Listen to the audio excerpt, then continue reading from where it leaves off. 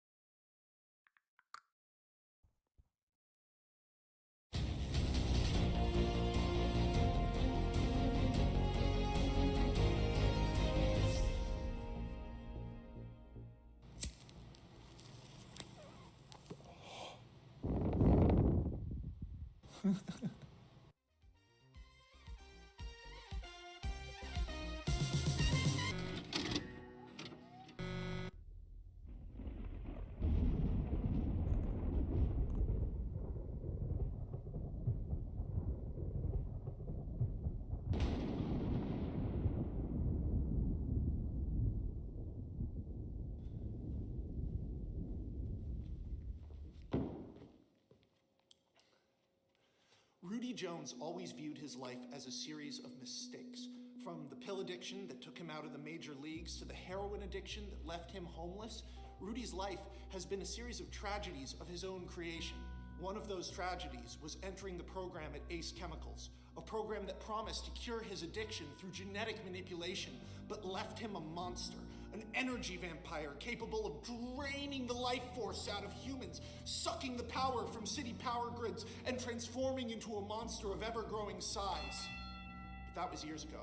Now Rudy stands, clean from addiction, on the lip of a carrier plane, looking down over clouds and a drop as wind rushes past him. High altitude, low orbit. The single most dangerous type of skydive, and Rudy is about to do this without a parachute. The clouds beneath him are melted in a circle. Why? Because underneath them is an overheating experimental nuclear reactor built just outside of Pyongyang, North Korea. The North Korean government made a deal with a rogue scientist to supply them with technology 20 years advanced from anything we have today. But that scientist fucked them, and that technology is not stable. And now it's overheating, melting from the inside out. The entire city of Pyongyang looks like it's in a sauna. Paint is peeling. People are getting first-degree burns from going outside. And if this thing melts all the way down and blows up, that's half of Northern Asia. We're talking 1 billion people. The North Korean government has refused aid. At 4:15 a.m., the reactor went critical. It is on the verge of a meltdown, followed by a catastrophic explosion. And Rudy takes a step out of the plane, out into nothing, into infinity, and he plummets, wind rushing past him, his clothes rattling around his body as he falls and falls and falls and falls, but now he can feel it. The radiation from the reactor moving up through the air, and he feels it hitting him, and his clothes begin to burn off, and then he begins to grow. People in the streets, military and civilian alike, knowing their deaths are imminent, look up to see a tiny figure plummet down, down, down, down, but it grows as it falls until it falls into the cooling tower of the nuclear reactor, and then erupts out. The parasite, Rudy Jones, having grown to a spectacular height of 700 feet. The reactor shatters around him as temperatures drop throughout Pyongyang, causing a thin layer of frost over everyone, in their hair, in their eyebrows. The Godzilla-sized monster steps out of the plant, staggers, steam ripping out of it, its flesh cracking, its veins glowing electric under translucent skin, and then collapses into the bay, causing the bay to fry. Every fish in it is now servable at a Denny's. People stagger towards the steaming, churning ocean. The entire population of the city gathering as Rudy Jones, naked as the day he was born and feeling cleaner than he's ever felt, crawls out of the surf. From the sky, a small blue shape, and Superman lands next to him, crying, and embraces him. All around the world, people celebrate. They can't believe it. They were introduced to the parasite as a dangerous monster. Now he's something more like an angel, being hugged by Superman on live television. It's a great moment of hope in a world that's been going through a lot of upheaval. But one person really hates it. One person is so bothered, and his name is Gerard Schugel.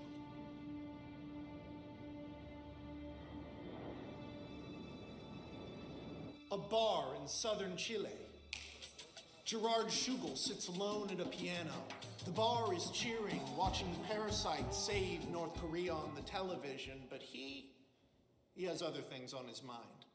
Not expecting to perhaps step on a screw, because men like me know that evolution does not come without revolution.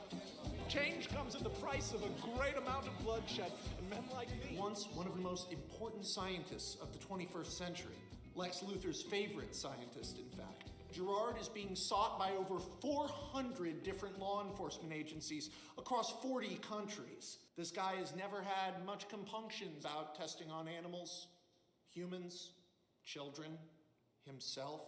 Green, the color of envy in your eyes. Silencio, Back, mono! you shut up! Oh, you're also glued to the screen up there. That's a Gerard Schugel production, directed by Lex Luthor. That monster, or hero, whatever the hell you want to call it, when I met him, he was just a queer baseball player, a heroin addict, with nothing to offer the world. And look, now he saves lives. Aren't you all lucky to have a guy like me? Cállate! Of course, I did also make that reactor. I doomed North Korea, and I saved North Korea. They should give me a Nobel Peace Prize and a Nobel War Prize. I should be the first winner ever. Cállate, cállate, silencio, por favor! Puta! Silencio, mono! Fuck you! Silencio, mono, por favor! Stop calling me a monkey! None of you appreciate a real genius. Por favor, monkey man! Shut the fuck up! I'm gonna take a piss. Será mejor que no te vayas sin pagar de nuevo, pendejo azul. As Schugel goes to the bathroom, he doesn't notice a commotion outside. A man is walking across the runway, causing the planes to swerve and miss him.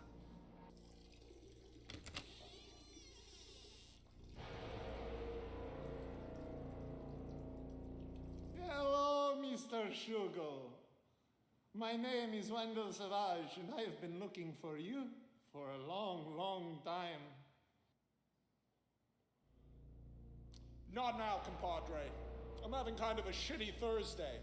There are secrets in your head, Mr. Schugel, and I'm going to chew them out of you.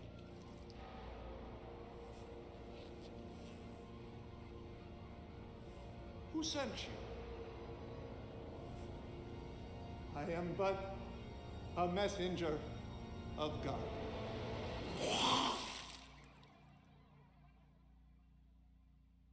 Two Chilean smugglers walk into the bathroom, hearing a commotion, only to discover Wendell Savage eating Gerard Schugel's head. Stop! Spread the message. The three lights grow brighter. The end is near.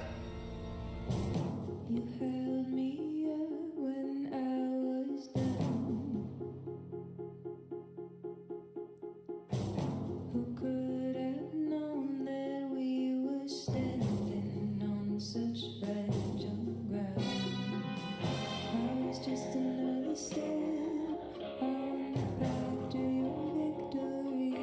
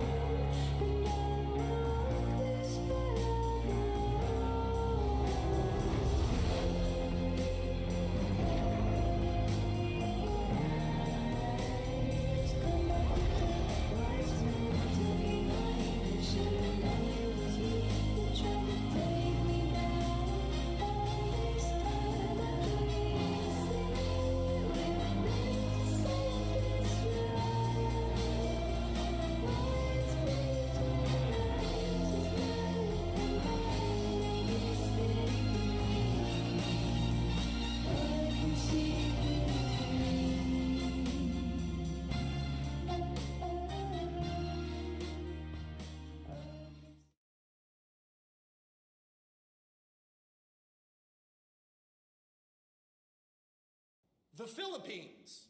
A little boy runs up the beach, glowing with excitement, laughing, singing, calling along his friends as he passes them until he leads a parade of children up the beach. They run around a sandy embankment, come into a cove where dozens, no hundreds of people are laughing, cheering, drinking beers, playing music, all gathered around a tide pool in which stands a man named Clark Kent. He's currently allowing a great white shark to chew on his head to the delight of the onlookers. Clark's life has changed drastically. 6.5 months ago, he revealed that he was Superman on television. The amount of lawyers, reporters, and investigators that came around Clark Kent's 2-bedroom apartment in Metropolis completely overwhelmed him. Thankfully, with Lex Luthor, the world's richest man, on house arrest, and Bruce Wayne, the world's second richest man, revealed to be a evil bat vigilante, Clark's identity kind of slipped through the news cycle.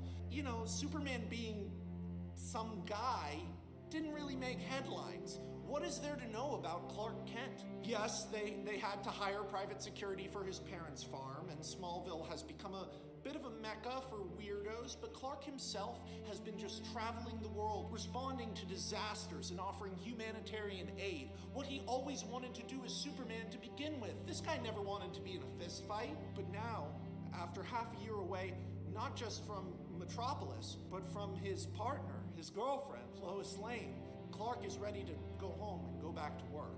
As his sabbatical comes to an end, Clark spends his final night with a man he's grown very close to, the 9-foot-tall demigod, former eco-terrorist, former cult messiah, Arthur Curry, the man the world has come to know as the Aquaman.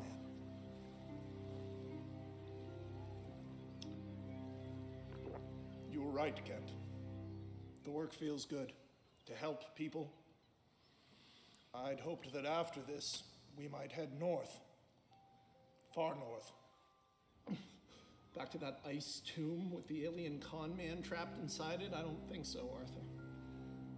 I gotta figure out my life, my real life, before I do all this other stuff. And You then we can- ended your human life on national television when you took your glasses off. You think you'll return to Metropolis as Clark Kent? No. You'll be going back as Superman. Can't run from your destiny forever. You found me, we found Diana. We were meant to come together. All of this was meant to happen. Arthur, I thought we were done with all the cult demigod I got a little stuff. carried away. I did some Molly with those guys from the thing. The fucking guys from the Oh boat? no, I'm good. Those guys were really sketchy. They were trying to give me drugs too. I'm thinking about my whole life right now and everyone I've ever known. You know, my father said that there was only one like me. But now I have you. Now I have a family. I love you, my brother. Brother.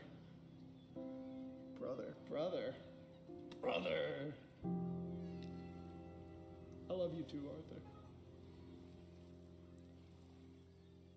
Clark, what time is it in Metropolis right now? I'm gonna be late for work. Clark takes off and flies across the ocean at Mach 5. He's exhausted by the time he gets back to his apartment in Metropolis! Hey, Superman! Looking good, Superman! Oh gosh, hi. My sister wanted to say hi to you, but she's so nervous. Like, she's right over there. Wait a minute. Oh my god! Do you know Zatanna? Yeah, of course I know Z. Can I get her number? I'm your biggest fan. Well, thank you. I appreciate I that. would die for you. Why don't you go to England? I It's have great. been to England. Oh, really? I've never seen you in Castleford, Newcastle, Harrogate. Hey, Superman, free hot dog. Thank you, man. I didn't have breakfast. Oh, it sounds terrible.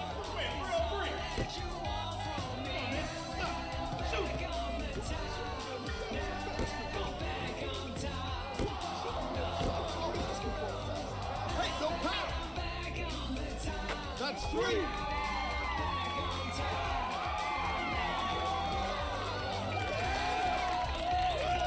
You're 45 minutes late. I know. I'm sorry. I was... Playing basketball? While holding a hot dog? I know, we're reporting on it downstairs. People are already printing t-shirts. Do we get money from that? And why are you dressed like that? You look like you're just like Clark Kent. I love you. Lois is right. Separate from all the Superman stuff affecting her life, she's the anchor and chief editor of the most trusted news network in the world. And they are at a point where the news has become a lifeline for many people. You see, LexCorp is being broken up, and Wayne Tech is being broken up. Imagine if Alphabet, the company that controlled Google, and IBM both split up in one day. The stimulus of there being essentially 500 new Fortune 500 companies has given the global economy an insane boost. We are looking at a crop of 60 new billionaires, and that's not even talking about the actual technologies involved here. The secret progress of the largest companies in the world all being dumped into the public sphere at the same time. Lois has felt alone in this, but it's not just Clark's absence that's been hurting. Jimmy Olsen, the star reporter of the Daily Planet, the man who named the superhero phenomenon, is trapped with Lex Luthor, currently on house arrest. As more and more investigations are launched into Lex Luthor's criminal activities, and Lex remains removed as the head of his company, Jimmy, Lex's official biographer, who has spent more time with Lex than anyone else except for possibly his ex-wife, is now trapped at the epicenter with Lex. Clark and Lois can't talk to Jimmy. Their lawyers have said that he is now a person of interest in dozens of crimes, sequestered alone with Lex in his penthouse and a couple of FBI, CIA, and Homeland Security guys who don't talk much. Jimmy's miserable. But Lex has some observations.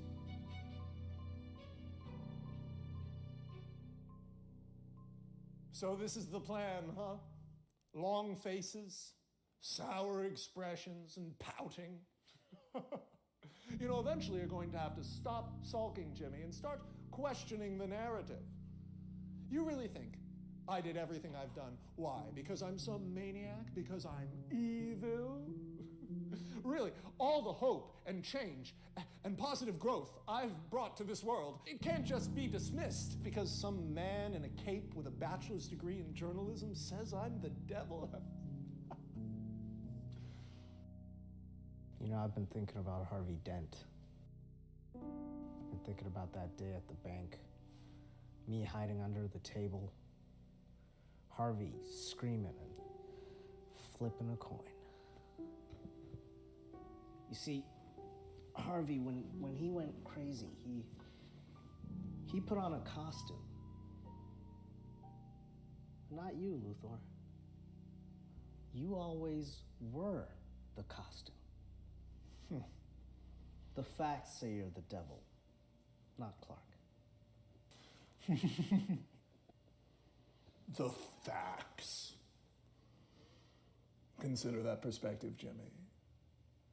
That means your dear friends have left you to rot with the devil in hell. Can you get us a Diet Pepsi, 2 Diet Pepsis? I don't want a Diet Pepsi. 1 Diet Pepsi.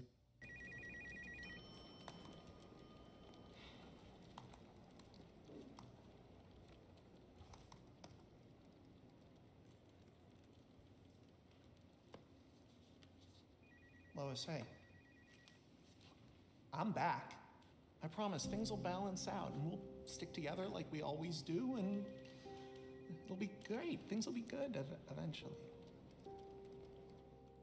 I know, I thought I'd have kids by now.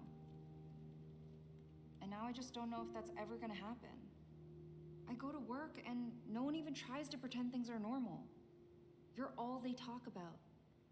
There are whole articles theorizing about how I survive sex with you. What, like every time you have sex, you just have to go as hard as you can and just like... It's not funny. It's not funny. It's not funny. What do you say when they ask you about sex with me? I tell them the truth, that I'm the best you've ever had. Nice. But these aren't conversations I'm comfortable having. Look, I know you had fun on your Aquaman vacation, but I'm watching everything I planned for myself in my life evaporate. You didn't ask me before you revealed your identity. You're supposed to be my partner? With Clark and Lois at the center of massive international scrutiny, and Jimmy trapped behind walls of lawyers and agents with Lex, it's breaking their hearts. But the absence of Clark and Jimmy isn't the only thing weighing on Lois. A billionaire named Maxwell Lord, one of the people set up to inherit a few of Lex's technologies and labs, he's been basically running an anti-Superman campaign. Lord finds the sudden arrival of superheroes on our planet to be a little bit suspicious and has begun furthering the theory that isn't it possible Lex Luthor created Superman? That Bruce Wayne created the Joker? That all of this is a psyop and a false flag? Now, I'm not saying it is, but isn't it possible? Him whispering that in the ear of the public on television has started to create a strange tide in the public opinion on superheroes. But enough of this small-time shit. Let's talk about Oliver Queen. Oliver Queen, the vigilante known as Green Arrow, was a sort of ersatz head and money behind the Justice Society, the little ragtag group of superheroes Clark assembled. But now, a year out from Clark's identity being revealed on television, Ollie's bored? Now, of course, Ollie would never admit that. After all, he's a handsome billionaire who is raising his long-lost son, who he is having a lot of trouble connecting to. Without telling anyone, on his own time, Ollie has been conducting an investigation, if you can call it that, into the diversification of the technologies from LexCorp. Ollie has been tracking the legacy of Ace Chemicals, Luthor's flagship laboratory that was destroyed when it was overtaken by mad scientists and monsters 5 years ago. Disturbance at Ace Chemicals. But Ace left a trail to follow of genetic tampering and impossible technology. And Ollie thinks he has a pretty good lead. See, he found a story about a neighborhood in Central City where they kept finding the same stray cat. Genetic testing reveals that the cats are identical. They found the same orange cat 48 times. Ollie makes his way to the neighborhood and quickly uses a radiometer to discover little pulses of energy coming from a sewer grate. At first, up to his knees in shit, Ollie thinks maybe he went the wrong way.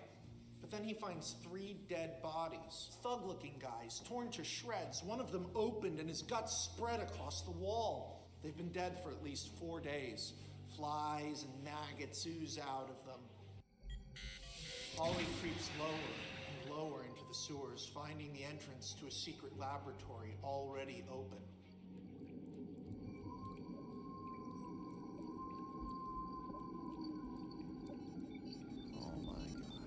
Someone with LexCorp security was already here. Maybe the same person who killed those guys, but why were they here? Ollie creeps in to find the lab abandoned, stepping out into a massive atrium. In the streaks of light coming through from sewer grates high above, he can see something hanging in the air. They're mice, floating mice. He startles and they scatter like a school of fish, flying off in every direction. Venturing deeper into the lab, Ollie finds a number of large tubes, most of them destroyed, and on every single tube, one name, Langstrom. Kirk Langstrom was a disgraced geneticist who disappeared after the incident at Ace. As Ollie looks through all the ruined equipment, he finds one intact little hard drive with tape on it that just says Langstrom 1, and then a sound. The senses that Ollie honed alone in the jungle caused the hair on his arms to stand up. And just as a massive creature comes crashing through a glass wall behind him, Ollie turns and rolls, parkours and jumps through the laboratory, going over and sliding under equipment until he fires a grappling hook arrow, but the monster simply jumps up after him. Ollie, going to look back as to accept death, turns back into the sewers and runs through them as something splashes behind him. Ollie dives into a grate and goes sliding down a slimy pipe through the waste disposal mechanism of the secret lab out into a deeper level of the sewers. The water toxic and polluted. Ollie falls right in and finds himself face to face with an alligator. The alligator is not in the water.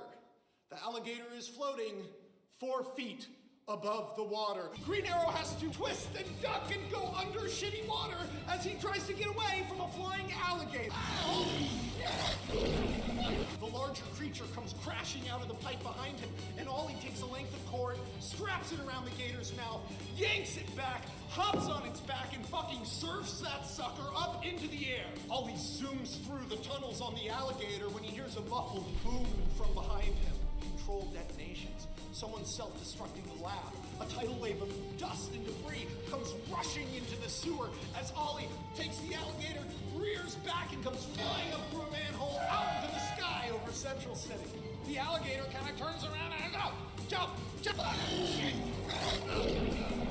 Ollie and the alligator go falling down onto the elevated monorail tracks that run through Central City. The alligator lunges at him and is taken out by a train. That thing's dead, but Ollie is now on the side of a monorail track doing one of these, only for him to notice something in the sky.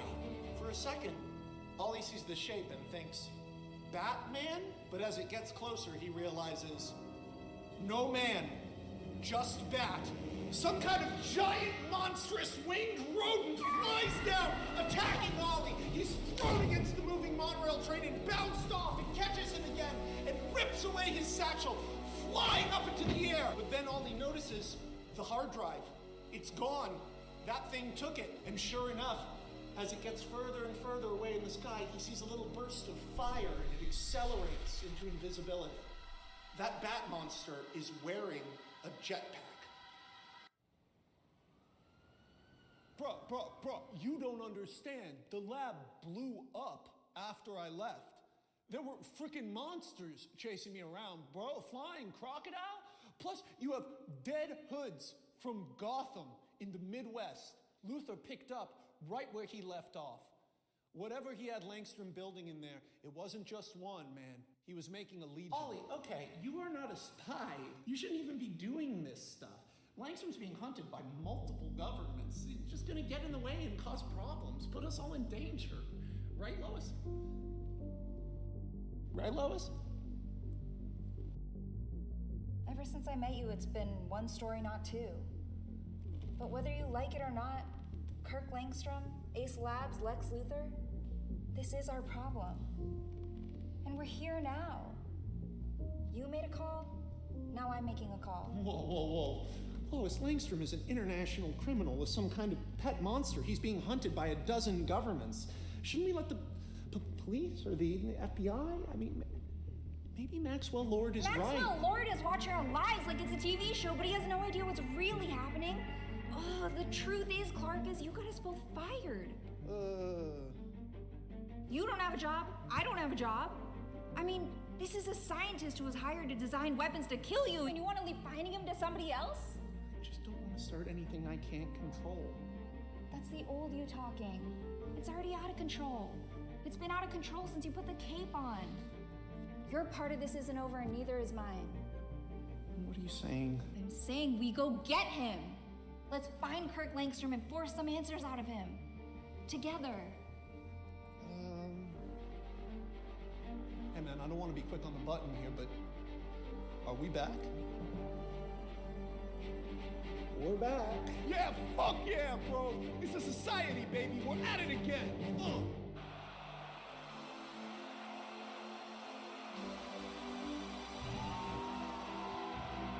Hey, Zatanna, the Superman guy is here.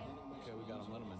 You know, there's a biopic miniseries coming out about me next month, and Lex Luthor isn't mentioned once. Because the whole thing is bullshit. Yeah, Z, I get it. It's not ideal. Langstrom is another half measure. I knew the Blood Doctor when I was Luthor's prisoner. And he's a symptom, not a disease. What are you saying? What I'm saying is that if you want me to join you, then let's go to Luthor's palace and kill him now. Oh, we're not doing that. No way in hell. You are not my father, my boss, or my master. So if I chose to kill Luther, there's nothing you can do to stop me. See, you've never been in a real fight. You think Lex Luthor is gonna go down like those gangbangers in Bloodhaven? You're dreaming. I could crush him like an insect. I can rip the whole building apart. I can do whatever I want. Using magic is hard for you. I know that better than anybody. So do you want to move on? Or do you want to keep letting Lex Luthor control your life?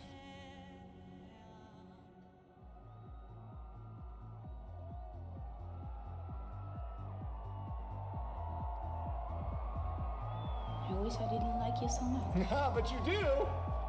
But you do! Fuck off. Where am I supposed to, where am I supposed to sit? While Clark has been busy begging his friends to hang out with him, Lois has been busy too. She's had her nose to the grindstone, researching the tattoos that Ollie described on the dead bodies at the Central City lab. Uh-oh. Those are tattoos of the Rafa, the American Yakuza based in Gotham, run by a crime prince named Roman Sionis, the son of a very wealthy mob family who put on a mask to try to become a supervillain.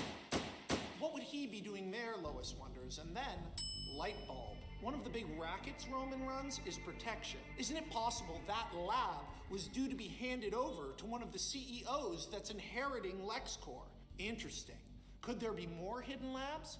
If so, which CEOs are getting which lab? Lois is fascinated. This is the most excited she's been in months, but it goes a little further. You see, the majority of all of LexCorp's CEOs and inheritors, all the stockholders, all these new billionaires are going to be in one place in 3 days, Monaco, for a test of Barry Allen's zero-point technology. Now, when we last saw Barry Allen, he was being deposed. I am not a superhero, but his testimony against Lex is what ended Lex's empire. Secret technologies that Lex had, legally locked off are suddenly back in the hands of the people who created them. And the disgraced scientist Barry Allen now owns a technology that could theoretically bring humans past light speed. Barry Allen has gone from a disgraced, wanted criminal to one of the most powerful men on Earth, valued at over $700 billion. But Lois's digging uncovers something truly alarming. Of the CEOs meant to meet in Monte Carlo, the inheritors of Lex's legacy, 7 out of 20 of them have already gone missing within the last 6 months. This cannot be a coincidence, and Lois immediately hits up her contacts at the FBI. At Lex's apartment, the FBI start ripping the place apart, tearing open cushions and shredding priceless artwork, trying to find any way Lex could be influencing people on the outside. Jimmy begs and pleads. The world will see this as an implication that he was part of Luthor's plans. How could they not? But they tell him it's for his own safety. They still haven't found the whereabouts of Luthor's fanatically devoted mercenary bodyguard, Mercy Graves. This is absurd. They can't decide if I'm a target or the one pulling the strings, and meanwhile, my technologies, redistributed, commercialized, and sold at CVS, Walgreens, and Walmart? It's disgusting. Your technology? My technologies. What did you ever invent, Lex? All you are is money. The money fuels a vision, Jimmy. A vision for tomorrow. A vision of a different world. My God, you think what I was doing at Ace was simply trying to kill Superman? If I wanted to kill Superman, I would have had them design a kryptonite spear. Maybe a gun that shoots kryptonite bullets. No! This was about changing the world. And instead, Barry Allen, a narcissistic, egomaniacal criminal, is celebrated as a genius. Disgusting. People don't change. People who say people don't change. What has Barry Allen ever done to be such a big hero? Saved lives? Under my command! He killed people under your command. He saved lives by himself. And he turned on you, so that makes him a hero. What about Toyman? What about Toyman? He was a rogue billionaire. I had nothing to do with that. What about Floyd Lawton? And the victims of the Suicide Squad? The what? Never heard of that before in my life. Floyd Lawton? Who? Wow. What about the Amazons? What, did you forget? You killed them. Yeah, you committed a genocide. What, you thought you were some kind of genius revolutionary? You're just another nutcase. They would love you at Arkham. I didn't realize Diana's cat had come out of the bag. And yes, Jimmy, I guess I am guilty of a slight extermination event. But I think Joe from Minnesota is going to have an awful hard time swallowing that a billionaire set off a nuclear bomb on an island of super strong women controlled by an ancient culture, blah, blah, blah, blah, blah. Who's going to be more fun to interview, me or Diana, if she's even learned English yet? I think I might just get away with it. Oh, now I understand. In your eyes, it isn't hatred, it's inspiration. Jimmy Olsen and his galleries full of portraits of supervillains. You're like your friend, Aaron Scott. Wasn't it you who gave the Joker his platform? Didn't he ask for you specifically? A little moth coming close to the flame. Always next to Superman, even though you didn't know it. Something in you did. That desire to be powerful, that desire to be someone special. Well then, as long as you're here, why not be useful? I'm such a villain. Take my picture, Jimmy. You know what? I have a better idea. And what's that, Jimmy? Olsen, what the fuck? So Jimmy's miserable. Our heroes are off to Monte Carlo. But let's check in on a subplot that's a little bit more low-key and vibey, which is Pete and Diana. You see, for the last year, Pete has been running a program called the Super Friends at Queen Industries for people with metahuman abilities to put their lives to good use. He's the guy who rehabbed the parasite. But today, he's with his favorite project, a woman named Diana of Themyscira, formerly known as the Wonder Woman. Diana was raised in an isolated, primitive island of genetically modified superwomen and small, weak men. Luthor took Diana from the island, but when he couldn't figure out the technology that created the superhumans, he fucking... Diana only found out about 7 months ago that everyone she had known from her old life had been dead for 5 years. She's trying to fit into a world where she does not belong. This is a 7-foot-tall, super jacked woman from a primitive tribal society on the other side of the world. It's been a rough road, and that's why Pete went above and beyond today. He wanted to give her something she would care about. And for a warrior, you know, flowers don't really do it. Queen's lawyers said it wasn't relevant to Luther's case, so I put in a request to the police department. It is nice gift. Also now I have become a romantic feeling. Yeah, great.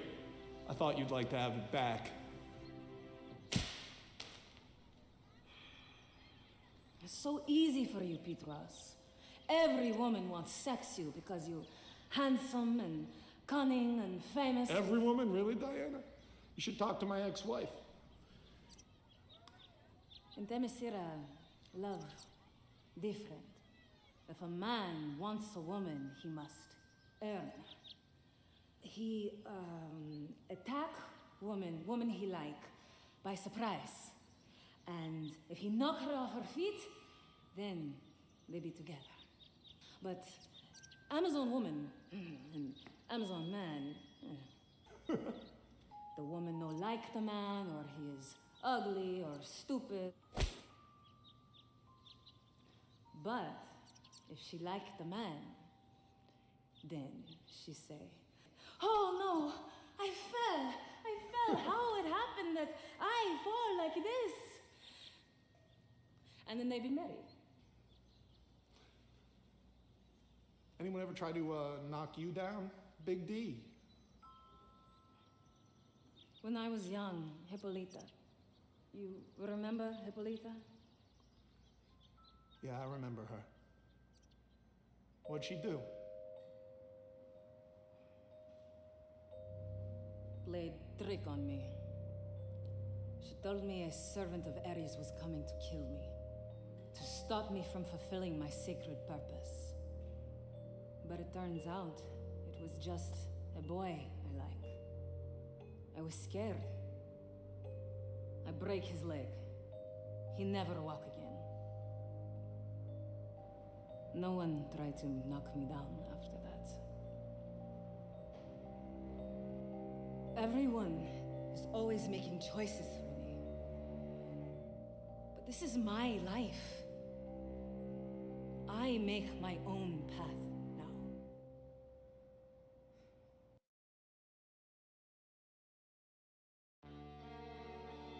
Meanwhile, in Monaco,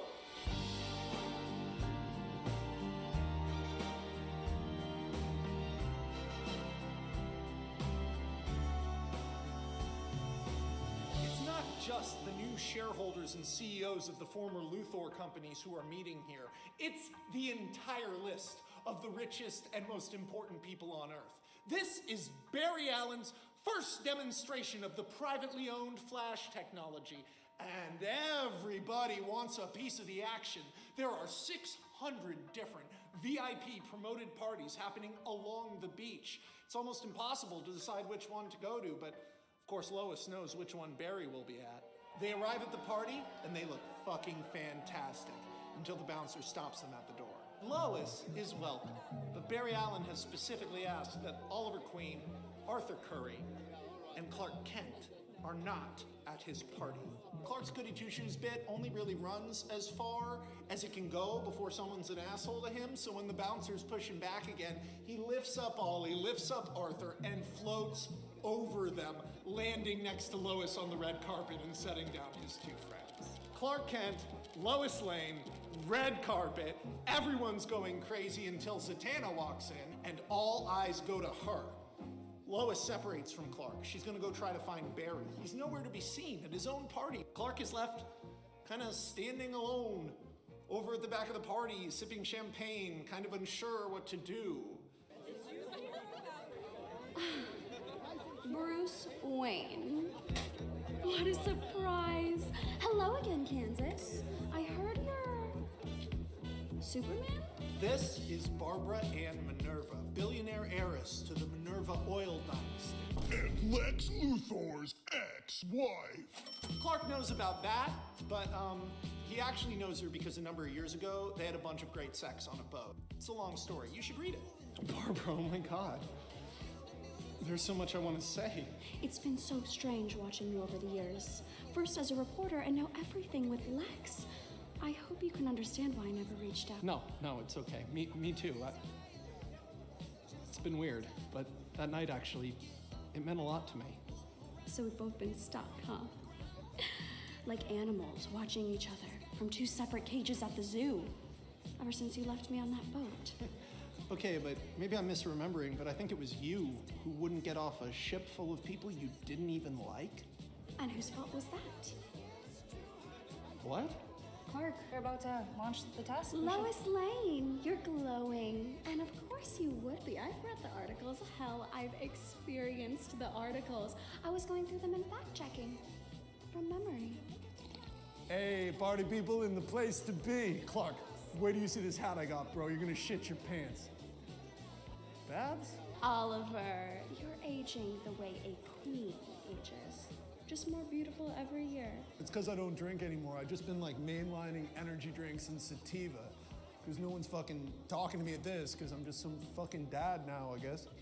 Convention of my former lovers. And look at the cameras flashing. You guys, Clark, Ollie, I'm pretty sure everybody on that boat fucked at some point, bro. It was so toxic, though, for real. Like, looking back. Hello, Barbara Minerva. Congratulations on the divorce. It's nice to see you're staying grounded with all the pressure. It really is so exciting to meet you as a fellow self-made woman. Well, dating Superman couldn't hurt. When you say self-made, it's a joke, right?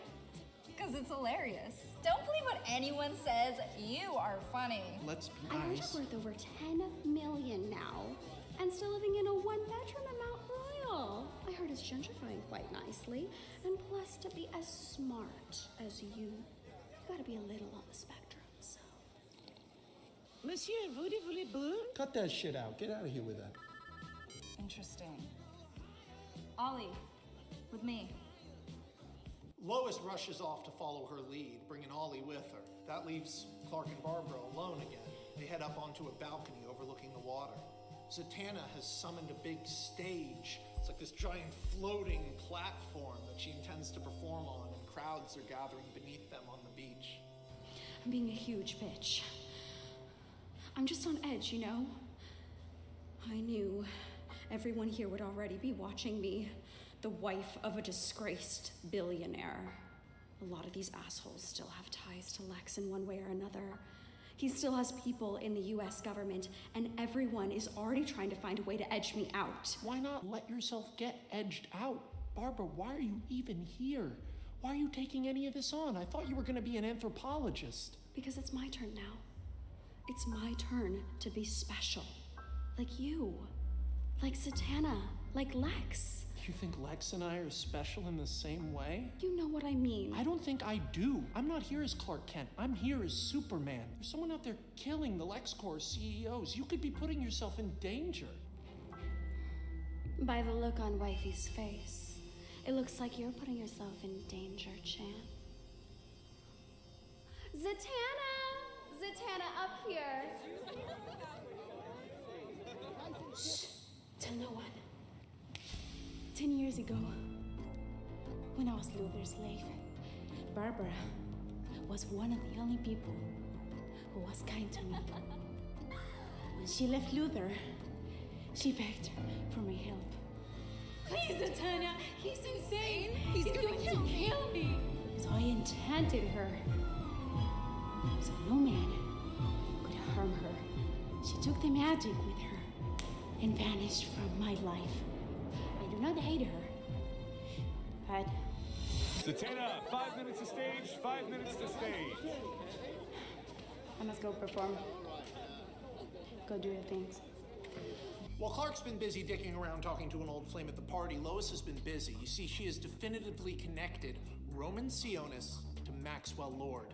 That's who hired him. She knows because the plane Roman flew in on landed at a private runway that usually does shipping for one of Maxwell Lord's shell companies. Lois is good at this. She should have been in this society the whole time. I'll find Barry Allen and show him the analysis of the radiation.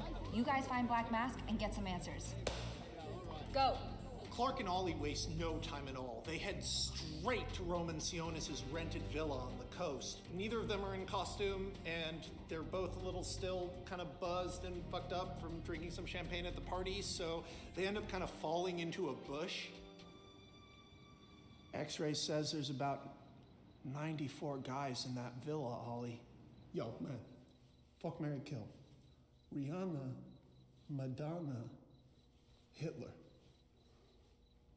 You can't have a fuck, marry, kill with two beautiful women and Hitler, Ollie. Well, Hitler's a wild card. I'm not trying to like corner myself with bad options, have to like kill Rihanna. I'm just trying to have like a good time with the game. The game is supposed to be about choice, and you have to choose. It's meant to Why be... would you want to have to kill someone you like? It's because you're a billionaire, dude. You can just do whatever you, even in the fuck, marry, kill. Okay, but why does it have to be about privilege? Like that's you making it about that. That's like from your head. You're putting that on every me. option because even though I think about that, I'm from a farm, dude.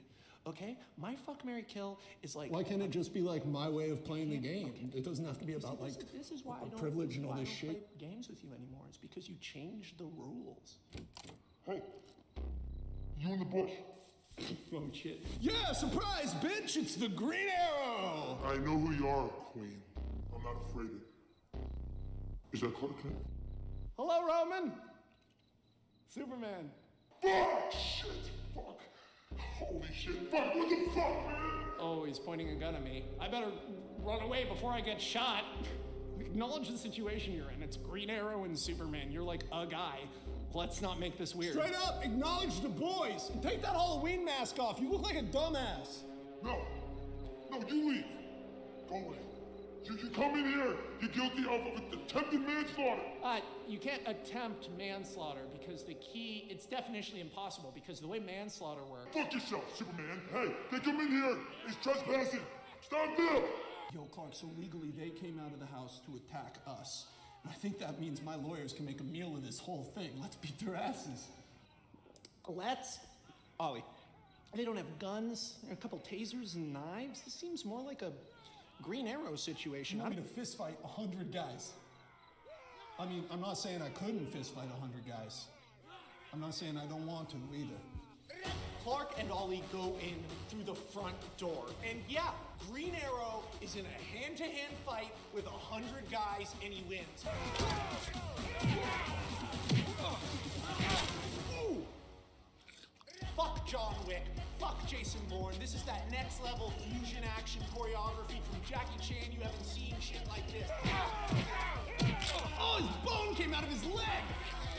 The fighting style of John Wick, shot like Succession, tone of James Bond. That's Green Arrow. Yeah, you got it! Green Arrow's the man! Don't throw knives at me! A guy with a sword pops out on Clark. Check this out. I was trained by a white ninja, and I'm not even kidding. On guard! Has a guy ever broken your collarbone with his finger before? First time for everything. Green Arrow, exhausted, and Clark, just in a great mood, break into the Black Mask's office.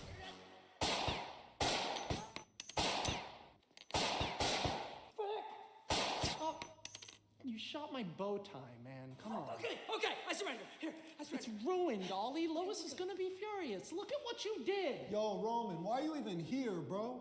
Your family's richer than Croesus. Why don't you just have them buy you a new life and sail off into the sunset? It's not easy, like it was for you. Not everybody just has everything handed to them on a platter. He sounds like you, Clark. Bro, oppression is not merely the absence of privilege, okay? No one was forcing you to run drugs in Gotham. I'm here legally, okay? I just wanted to... I just wanted to show my parents I could be a part of something that matters in the world. Wanted to be like you guys. So I have been running security for Maxwell Lord, all right? There have been a series of break-ins at the labs that he inherited, and he needed mercenaries with no affiliation to Luther. We know about the break-ins. We think it's a man named Kirk Langstrom.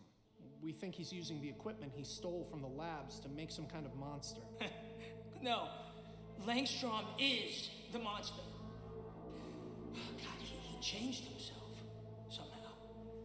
The bat thing. Yo, what? I knew there was more than one, but how many of these things are there? Unless he can make himself be in two places at once. Somebody else with the top level LexCorp clearance has been making visits too. He killed a bunch of my guys. Ollie actually starts to get like kind of bro-y and emotional and start to comfort Black Mask and give him life advice while Clark is just like, what? Yo, this guy and me could be the same guy, right? This guy and you could be the same guy. And I could be you, and you could be me. And any of those guys downstairs could all be each other, or me, or you, or him. Every guy out there is just a dude trying to be a man to his bros. If I may, just, you guys don't technically have authority to arrest me, right? So, we're good here? And then, outside, a massive crack of thunder that lights up the sky. Silence, and then cheering from all over the city. It fucking worked! The Flashpoint technology is real, not a myth. It's not just a suit, it's not just a superhero. It's gonna belong to the human race. The moment is now! Yet Barry Allen is nowhere to be seen.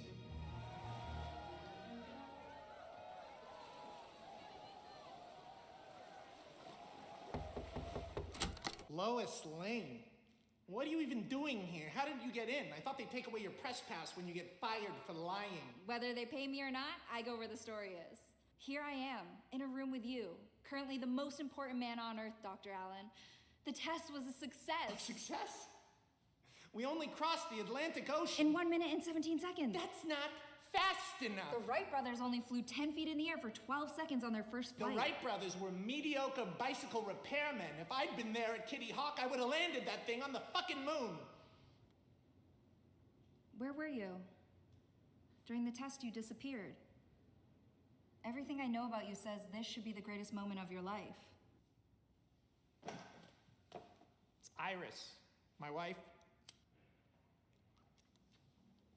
she's miserable. We got in a screaming fight. Jay, my son, barely knows me. I was gone for 4 years. My daughter, Dawn, she was born while I was the Flash. She doesn't know me.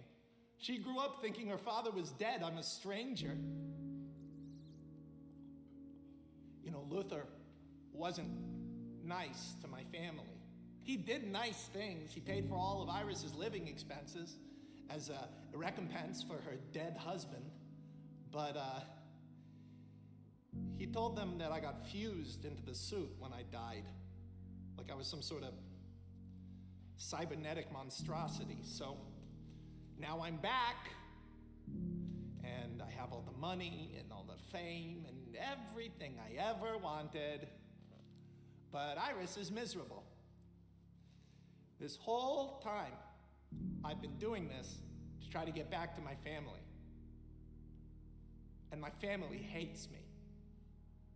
The kids seem like they don't even know why they're here. You're not gonna get me. You're doing the Lois Lane thing. We just stand there looking important and I spill my guts out. I don't fucking think so. Why are you here? You're with them, aren't you? You are. Your little boyfriend and his gang of circus freaks. They're probably right outside the door, huh? Can I show you something? I want your opinion. Someone's been disappearing the executives of LexCorp's biopharmaceutical division, one by one. They leave behind a very specific type of trace background radiation. We think it might be Kirk Langstrom. That's absurd. Kirk Langstrom would... Where did you get this? Like, who did the dosimetrics on this? This is...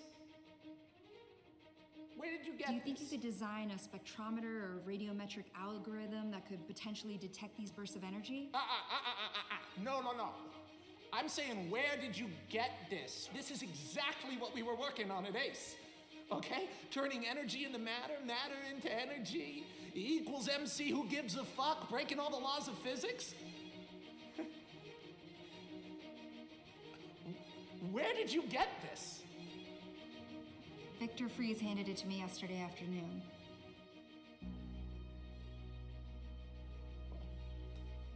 What?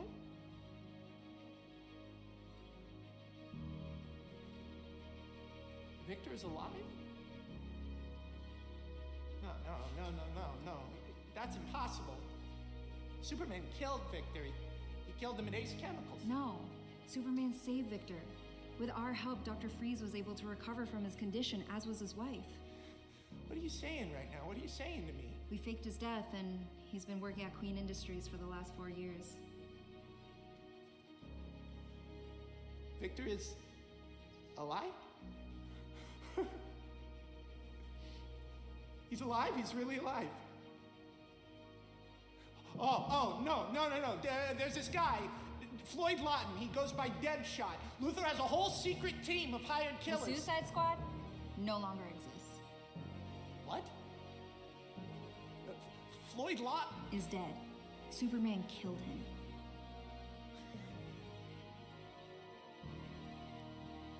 He killed him? What are you saying to me right now? Victor's alive? Floyd Lawton's dead? Deadshot's gone? Do you know how many nights I've woken up in my apartment thinking I was gonna see that red eye staring at me from the foot of the bed? Why wouldn't you tell me any of this? Barry, you were the one who didn't want to talk to us. When Clark tried to talk to you, you ran away. You're right, this is a good day.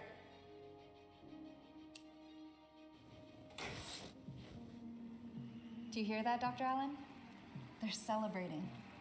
Everyone all over the earth right now is celebrating the change you made in this world. Holy shit. Your mother would be proud. Fuck her. I'm proud. And maybe one day this all goes right. Maybe my kids will be proud too. And then it'll all be worth it. Hey, don't smile so big, okay? I know what happened here. I'm not dumb. You play like you're one of them, one of the normal people, but you're not. You're one of us. You're one of the weirdos. So about the spectrometer? You'll get your spectrometer, Lois. Of course, I would need a little help, like maybe if you could get me in to work with Victor Fries.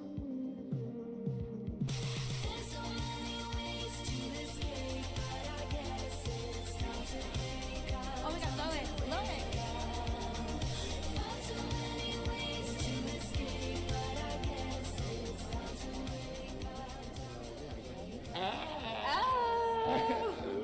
How'd it go with Roman? It was crazy. Okay, he started crying. He works for Maxwell Lord. All he had to fight like 100 guys. Wow, that's a lot. Was Barbara always like that? Like an evil cartoon bitch? Yeah. No. When I met her, she was cool. Oh, people change, wow. Cheers to change. How was Barry Allen? A lot. Right? He sucks. Yeah. He sucks, right? He's a fucking worst. Narcissistic, Yes. egomaniacal. Light him up. Voice was like, Oh, I'm Barry Allen. Blah, blah, blah. exactly. By the way, the other day when I said that stuff about kids, I wasn't making a shot at you. No, I didn't. I was just. It's sensitive for me, but like, what were you saying? I was just talking about my career and where I am at in life and. Because when you said that, I was like, what are we doing? Yeah, no, sorry to make it weird. No, you didn't. I love you. Thanks, I love you too. Thanks. Lois, Superman, picture. You look great. I feel great. See, Clark, I told you we could do this. Could this be our life? I think, like, maybe. If we don't stop, if we don't go, I will let you know every night when you go. I'm sitting by myself, going crazy like all the time. If we don't stop. Clark, what was that? Down from the harbor, there's the noises of panic and chaos. Something is moving under the yachts, jostling them from beneath and causing girls in bikinis to go flying into the water, sending their champagne arcing out into the sky. It hits a smaller boat and fucking cracks the thing in half, spilling everyone into the water. And now we can see some sort of scaly flesh breaking the surface, a creature nearly 20 feet long from head to tail.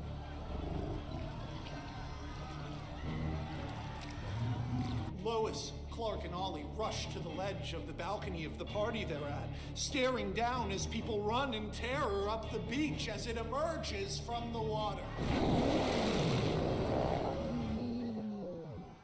Yo, Clark, is that Godzilla? This thing may have once been human, but now it's been grotesquely and clumsily mixed with a crocodile. As people in the party run and panic, Clark steps up to the balcony. And then he does the shirt rip, boom, but in a tuxedo with the Superman symbol. It's cool. Picture in your head, it's cool. He flies down. Killer Croc is knocking people out of the way, sending cars careening into storefronts, causing absolute chaos, screaming, "I'll find you. I'll find who did this to me." Aquaman catches up to Croc as he careens into a steakhouse. They're fighting over sizzling food still left on the table. They're throwing platefuls of truffled steak into each other's faces. Two behemoths brawling, big meaty men slapping meat.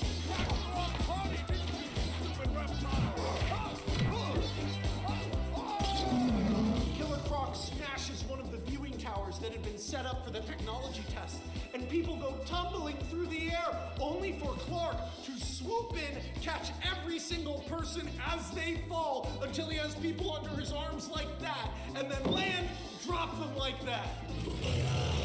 Clark and Killer Croc go crashing through a wall into the floor of the Monte Carlo casino. People running in all directions, roulette tables being flipped over, poker tables are going into the air as these two just bam, bam, bam at each other.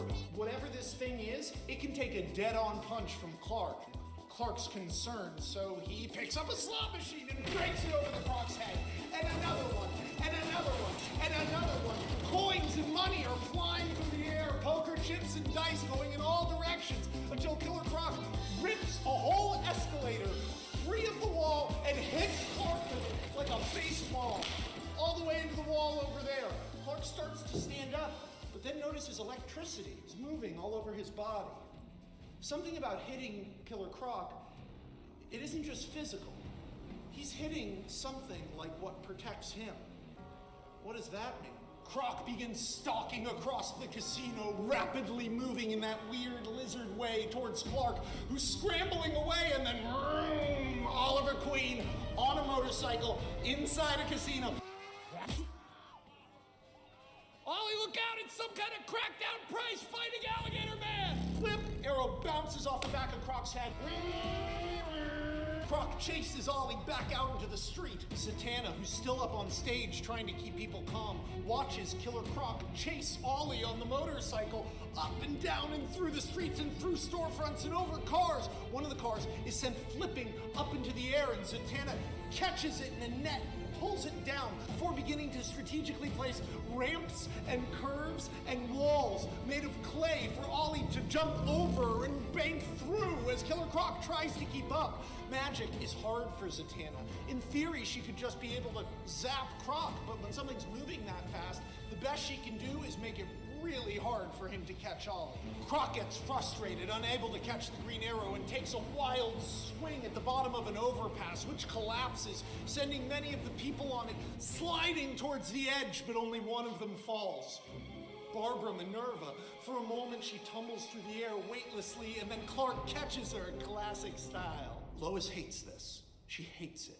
It's an image that's gonna be with her for years. She fucking hates it. Why do you have to like that? Croc turns his attention back to Ollie and begins to chase him up the side of a building. Antique 100-year-old balconies falling apart under the weight of the monster as Ollie frantically climbs higher and higher until Zatanna manifests a massive water slide under Croc just as he's about to grab Oliver. Killer Croc slides down, over the freeways, over the people, over the beach, and into the ocean, where he runs into Arthur Curry. Aquaman's power is volumetric, based on the amount of water that's touching him. There's no one who can beat Arthur Curry in the open ocean. Bam! Bam! Bam! Killer Croc is down. The members of the society are down in the surf with the Croc. Emergency response vehicles are now gathering on the beach as Arthur stands over the defeated Killer Croc, ready to deliver a killing blow. Stop, stop, stop! Arthur, he's one of us! He's one of us! Out of my way, Kent. He wanted blood, and it's blood he'll get! Sorry. I didn't know you'd be here. My name's Waylon. I had a disease. A skin disease. LexCorp, they said they could fix it. All they did was turn me into this. When Ace burned, Langstorm, he got me out. Langstrom? Langstrom did this to you? He tried to save me. Been on the run for a long time now. Hiding in swamps. I get headaches. I get confused. Someone, they brought me here. Said I can get the revenge on the ones who did this to me. All I got was my ass kicked. He's a victim, Clark. He's another person Luther fooled. Yo, slow down. If we don't turn him in, that's gonna get all the wrong eyes on us. Zatanna's right. We gotta get him out of here. Arthur. Be still, friend. Don't worry. I know somewhere you can hide where no one will find you. Yo, Clark, if we do this, people are gonna think we're idiots or assholes. Great, so yeah, they're stealing Killer Croc. Arthur offers to take him to R'lyeh, the city under the sea, often misidentified as Atlantis. He hasn't been there in years, but neither has anyone else. It's the perfect place to hide Waylon. Clark! Yeah. We can still catch Lord if he's over international waters. Technically, he's fleeing a crime scene. If we did that, technically we would be fleeing a crime scene. Wait, where's the crocodile man? I just kind of let Arthur kind of handle all that. Oh, okay. Clark, I need you to prepare yourself, okay? Yeah. I need you to brace yourself. I'm just gonna have to trust you on this one. Yes, good. Great. Okay. Maxwell Lord, now. Come on. You want me to like pick you up and fly you? No! Oh my gosh, no! I'm gonna take a helicopter. Okay, I love you. Okay, go. Back in Metropolis, Jimmy Olsen is woken out of a dead sleep and hustled into an armored SUV as he and Lex Luthor are being transported. There was some sort of attack in Monaco. The Crocodile Man captured all the headlines, but the bigger news to Jimmy is that that morning there was an attack at a private airstrip. Several private planes were destroyed by another thing described as a rampaging monster. Some of the eyewitnesses say they saw something like a big cat. 7 more of the inheritors of LexCorp's labs are dead.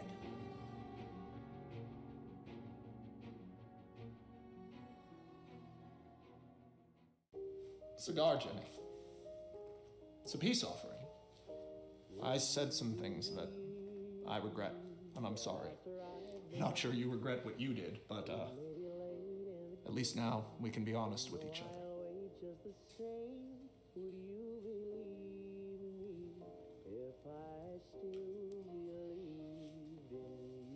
This is the Flattery Building. Didn't your father used to own this building, like way back when? Now here we are, in all these twisting corridors from the 1930s. Everything velvet and brass.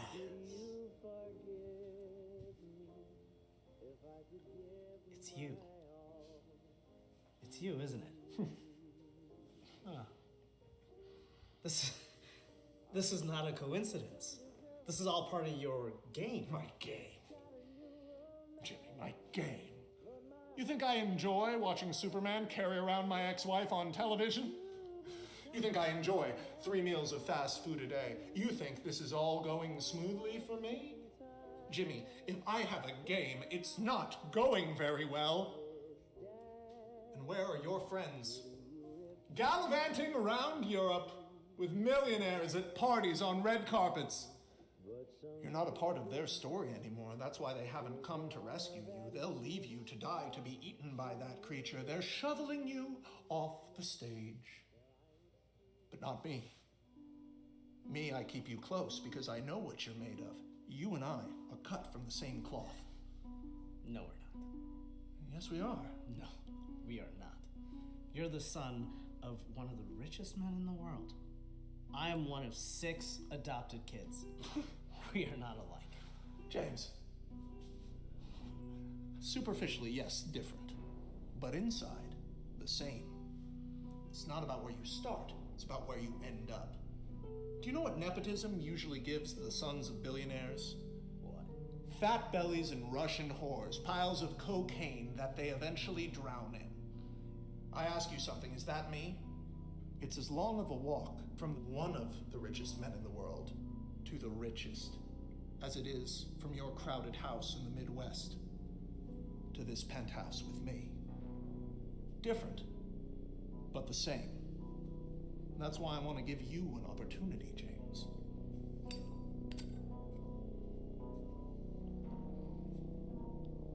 What are you gonna do, Lex?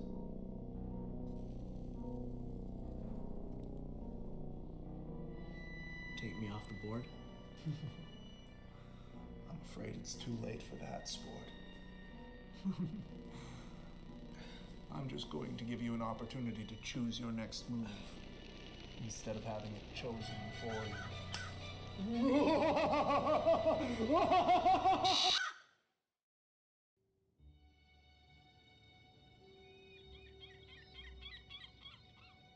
High above the Atlantic Ocean, nestled in the clouds, floats Maxwell Lord's Golden Zeppelin. Maxwell Lord sits at the windows, sipping a cosmopolitan and enjoying his flight, when suddenly the blimp stops, and Max looks out of the window to see Clark Kent floating in front of the blimp, one hand out like that, holding the whole thing back, and he goes like this.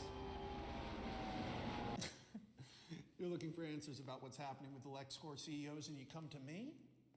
Well, why don't you check in with your friend Bruce Wayne? He's still alive, isn't he? Do you know how hard it is for me to go on these talk shows and pretend that it's not strange that the second richest man in the world was revealed to be a violent vigilante, and it's not the #1 thing in the news every night? It's absolutely absurd. You hate Luthor so much, but what he was doing for all of us, the humans. You'd like to think of him as some sort of Ayn Rand libertarian, but Luther isn't John Galt, he's Prometheus. And who punished Prometheus? Who punished the common man? It was the gods, wasn't it? I appreciate the common man shtick more than anyone else, Maxwell, but at the end of the day, we are standing on your blimp. On your blimp. Touche, Lois, but let's follow that line of thought down the rabbit hole, right? I didn't say that you were evil. I didn't say that you were the bad guys. I want the good guys to win because I think I'm a good guy. Look at the situation we're in. I'm a private citizen in foreign airspace, and you're both in here interrogating me like you're cops. You're civilians. I don't even understand why you two keep involving yourself in this. Weren't you happier, Clark, saving cats from trees? While it may involve larger stakes, I assure you, Maxwell, our conflict with Luther is extremely personal. He's fucking trying to kill us and everyone we know. Oh, sorry, I didn't realize this was personal. Superman going after personal vendettas. You know, human society, since day one, has been defined by not the presence of God, but the total absence of one. But when a real God shows up, and he saves cats from trees, it was only a matter of time before dominoes started falling and society fell apart, and you're at the heart of it. It's all connected. The FBI guy who went insane looking for Atlantis, the crash at Roswell, Amanda Waller. Amanda Waller? The Secretary of Defense? The Starlight Emperor, it's all one thing. What the fuck is the Starlight Emperor? You think I'm what, misinformed? I have $300 billion, and that can buy a lot of information. Like, how about you admit that Lex Luthor created Aquaman and Wonder Woman? How about you admit that Bruce Wayne designed the Blue Beetle technology? Or that Oliver Queen was never even stranded on that island? Lois, you were totally right. You don't know what the fuck is going on. You're just some rich asshole. You have the balls to go on TV and talk about us? Oh my God, you have no clue what we've had to deal with the last fucking 7 years. You're lucky you don't have superpowers, man. You're lucky you don't have superpowers, because if you did, I'll be honest, man, I want to hit you, dude. I want to hit him, Lois, but I won't, because I know if I hit you, it would kill you. Cool it. Yeah, sorry, too far.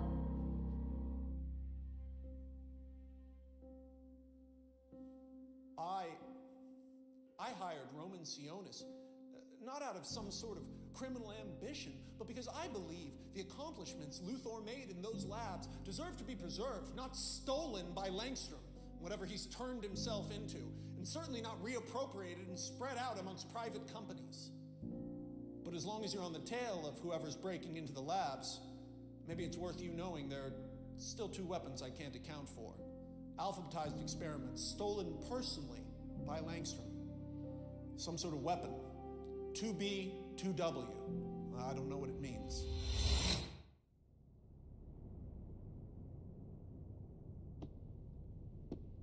You know, I'm one of the people who subscribes to the theory that you're an alien, Mr. Kent.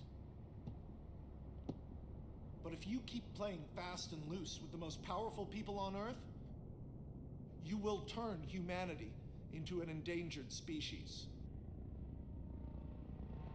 Now get the fuck off my blimp.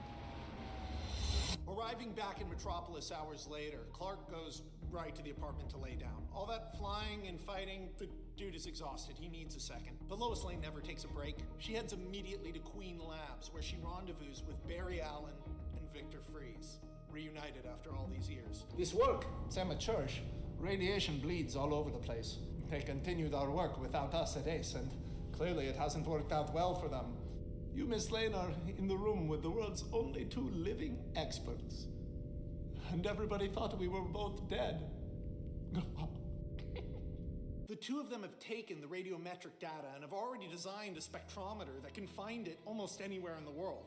But to do that, they would need access to satellites, which is not something Queen has. But Lois reveals it is something Bruce Wayne has, and very easily accesses Wayne Tech satellites to give them a view of the whole world. Oh, look at that. It worked. The whole map's lighting up like a Christmas tree.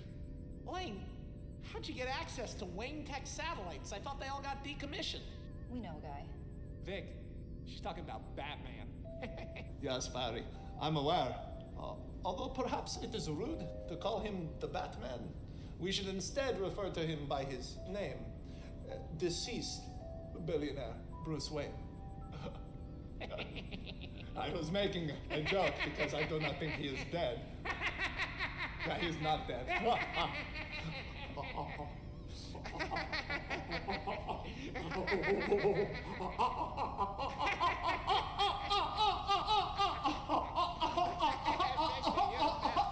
Using the satellites, they're able to create a kind of global pinpoint map of all the places with residue of this very specific radiation. Technology's amazing, isn't it? It creates a kind of constellation on the United States. Whatever this monster is, it leaves the radiation behind. And sure enough, the biggest concentration of the radiation is currently on the southern rim of the Grand Canyon.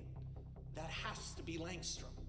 Except the first one was in a private apartment.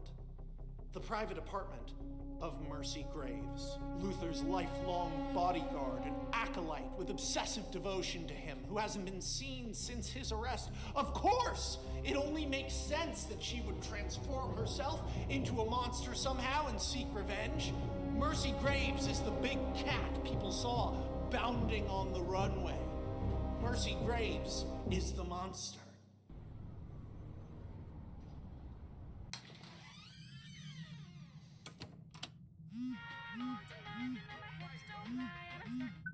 Lois?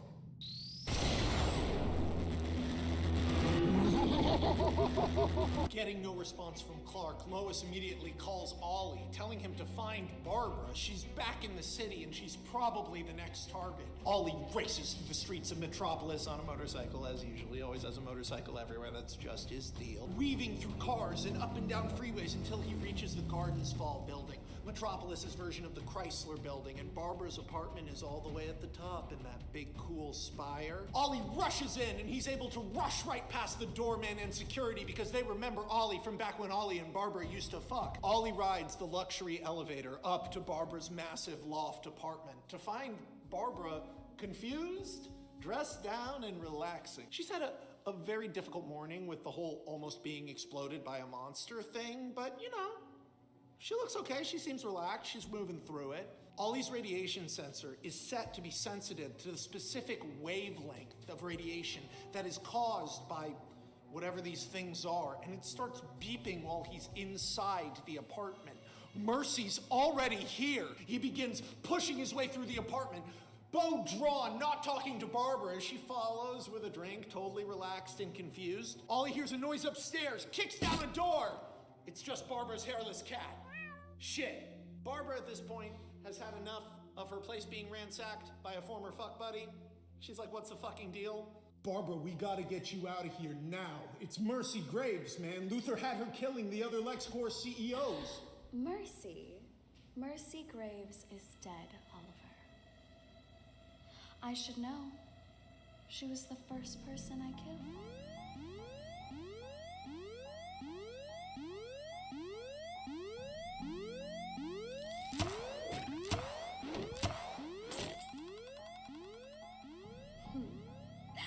You can't hurt me. No man can. It was a charm put on me by your little friend Zatanna. Isn't it cool? It means I get to do a monologue and everything. Of course, I knew they would never let me hold any meaningful piece of the company. I always knew that. And it was only a matter of time before Lex got out again. I had to seize my moment. I had something no one else had. A connection to Langstrom. I needed power, so I traded him labs and equipment to finish his work. He gave me a marvelous gift. He says I'm the perfect hybrid. Ollie fires again and again and again, but each arrow goes awry, bouncing off the walls. One of them bounces off the ceiling, hits him in the thigh, and now he's limping as Barbara staggers towards him, her fingers elongating, her face stretching and twisting, deforming, coming apart as fur pushes its way bloodily through her flesh and her human teeth fall out of her mouth, replaced by fangs as she blossoms into a 9-foot-tall cheetah monster. No way. The cheetah monstrosity barrels towards Ollie as he falls down the interior spiral staircase and then scrambles across the clean white marble floor, the cheetah's feet cracking the marble as it crashes through glass sculptures. Ollie can't do shit. Everything he tries to do to hurt this thing just misses or somehow goes wrong and hits him. He's already limping and he has nowhere left to go. He goes crashing out onto one of the balconies, covered in broken glass, and then jumps off to a ledge. The cheetah monster pops out and perches on all fours, massive, over him. And Ollie drops to a lower ledge of the building. He's sliding down the top of what is effectively the Chrysler Building. And if you've seen the Chrysler Building, you know that top ends at an angle. He slides out of control. He repeatedly grabs and snatches at Ollie, but he uses the skills he honed in the jungle to keep just out of its reach. And then he's off the edge. Oliver Queen almost died in a plane crash. And now, 6 years later, he is hurtling towards the earth. Maybe it was his destiny.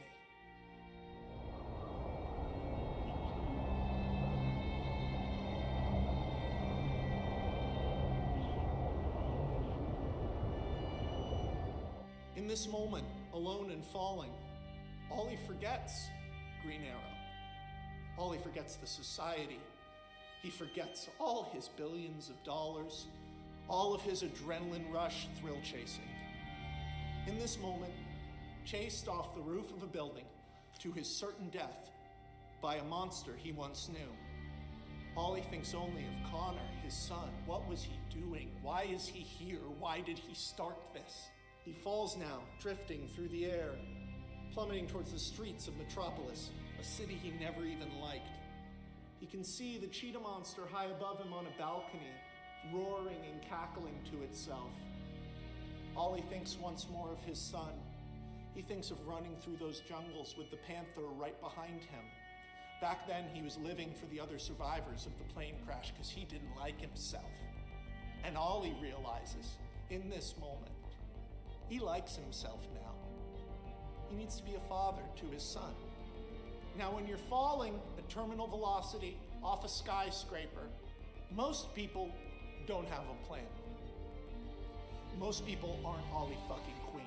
As he's falling, with no bearing of where he is, he reaches into his quiver, grabs his final arrow, hooks his jump cable to it, and fucking throws the sucker as hard as he can through the 10th floor window of the neighboring skyscraper. This creates a fulcrum. Oliver Queen swings, swings, swings, swings like a city's answer to Tarzan, and then hits a glass window and goes crashing through the glass floor-to-ceiling windows of a nightclub. He goes sailing through the club, over the head of the dancing people and into the bar, all the illuminated vodka bottles crashing and flashing in different directions as Ollie hits the dance floor harder than he ever has before.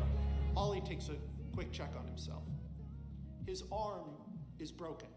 His leg is broken. His ribs are broken. His back is broken. From everything going woogle woggle, he can tell he has a concussion. So none of the pain is setting in yet. And instead, he realizes something. This is Pittner's. This is the same fucking nightclub where Angelo Serafian invited him to the tropics. The next day, he booked a private flight, one that never landed. This is the place Green Arrow was born. But Oliver Queen in that moment isn't thinking about Green Arrow. He still recognizes half the people now surrounding him with their cell phones raised and their faces awash with terror. These are all the same washouts he used to party with. None of that matters. Oliver Queen is gonna see his son again.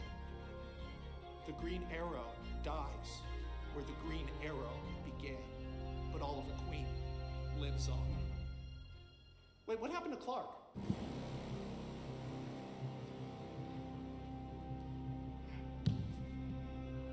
God, that green shit. Green 71. What they call kryptonite. Upstairs at Ace, Luthor had them building 3 weapons. A freeze gun, a flash suit, metallic. Luthor had sent you to kill me, I'd be dead by now. Who are you under the mask? Someone you forgot. Jimmy. Your eyes, your pupils are dilated. You've been dosed with fear gas. It doesn't matter. How could you? How could you leave me at Ace to die? You left me there for Luthor to save. What did you think was gonna happen? That I would see your face and ruin it for you? That I would expose you? How could you have been so short-sighted, Clark? And Lois, you and Lois. Oh, the perfect couple. You and Lois laughing at me behind my back. I've been covering this superhero shit for 8 years, Clark. And I told you everything. Everything I felt. All my panic, my anxiety, all of it. But you were at the heart of it. You looked me in the face and lied to me, Clark. Jimmy, is that what this is about? This Superman thing? Yes, of course that's what this is about. You're right. What do you want me to say? You're right. I lied to you. For the last 7 years, I have been dishonest, I have been two-faced, I have kept you in the dark in situations that have ultimately endangered your life, and all of it was wrong. I wish I could say that it was because I was protecting you. I wish I could say that everyone who learns my identity, something terrible happens to them, but that's not true. It's just what I've been afraid of. I've been doing every step of this with no plan. Batman broke into my apartment after the Cerberus summit, and it scared the shit out of me, Jimmy, and I thought that can't be what superheroes are. Someone breaks into your apartment and beats the shit out of you in a costume. I wanted to be something else, and I knew I could use my gifts to be something else, but then it just snowballed. You think me and Lois were in on it together? Jimmy, Lois didn't even know till the night Commissioner Gordon was kidnapped. I told her because I didn't know what else to do. I think about it all the time. If I could go back, all the times I should have told Jimmy. But you know what? I didn't. So here we are. And if this is what needs to happen, or you come to my apartment with a robot mask and a laser gun on drugs, okay. If that's the way it needs to go, okay. I can bust open the shirt and be Superman. We can have a fight, but you're not a supervillain. Well, when I started, I made a list. I made a list of the things I wanted to accomplish as Superman. That was it. Nothing else. And I'm sorry it got so complicated. Clark, I thought Lex would be on this list. Why would Lex be on the list? I don't give a shit about Lex. All I ever wanted was for him to leave me alone. Oh my God. You're just Clark. You're Superman. I mean, it's been you out there, Clark, this entire time, fighting monsters and shit. Yeah. Yes. And it has sucked. Lex has been messing with my head. They're gonna throw me in jail for this. Jimmy, it's just the fear gas wearing off. Jimmy, I'm not a cop. I wear a cape. We're not giving you back to the FBI, especially not with this horrible thing. Maybe give it to Queen. How did you get away from the FBI? How are you here? It's all fuzzy right now. I think I saw Deadshot. Deadshot?